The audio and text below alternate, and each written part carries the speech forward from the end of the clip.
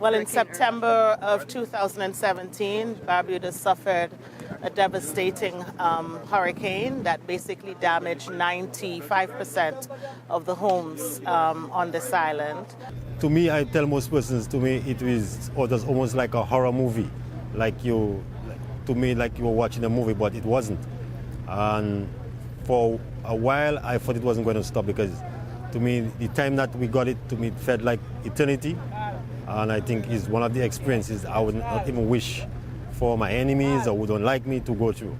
The fisher folks, we call them, they had their boats damaged and that was part of their livelihood. So without that, they won't be able to feed themselves and families. So the Salvation Army distributed 6 fishing boats and 11 outboard engines.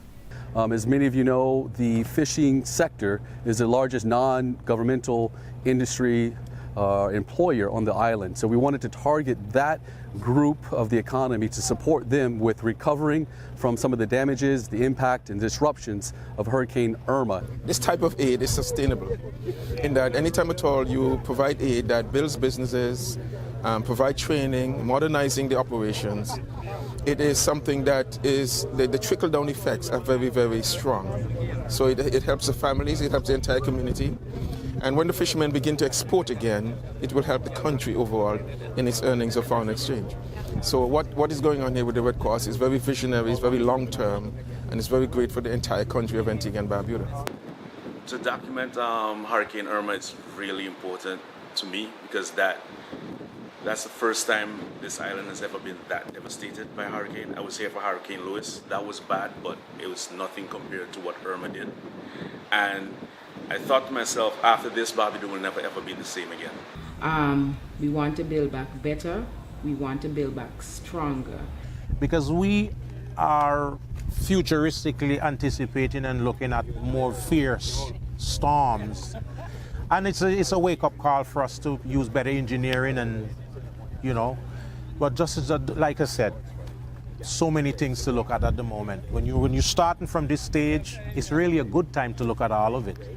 And then as to the questions of how to rebuild, where to rebuild, who to rebuild for, is it an opportunity for people to come in, land grab and redevelop for not the people who were there, but for others? Barbudans in the past are environmentalists. The way we do things before, if we go fish or for lobster, and there's 2 lobsters, we'll catch one and leave the other. And that in itself will show us that in the future something will be there for the children. And the same thing we do with the conch and the same thing. So we're preservationists even and we're learning because our foreparents has taught us these things, to leave something for the future. I think the whole idea of making Barbuda green is that in terms of energy, they would want to use solar energy to really give that power to that country.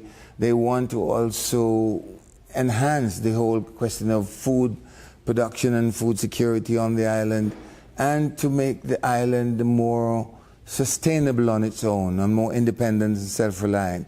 At one time, Barbuda was known for the best area based on their soil. I don't know if it's because of the salt that is in the soil.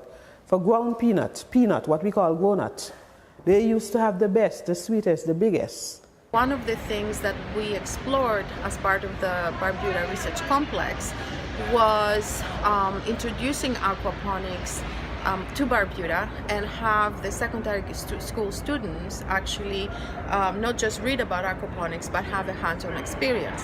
Hydroponics and aquaponics can be something that can produce food for the island. I don't think that we are discussing them very well as the way forward. I think that we need to sit back and look at how we should move forward in these areas, because it's obvious that it's needing to happen, but it's kind of taking its own sweet time in getting there. So I think that is an area that has to be readdressed.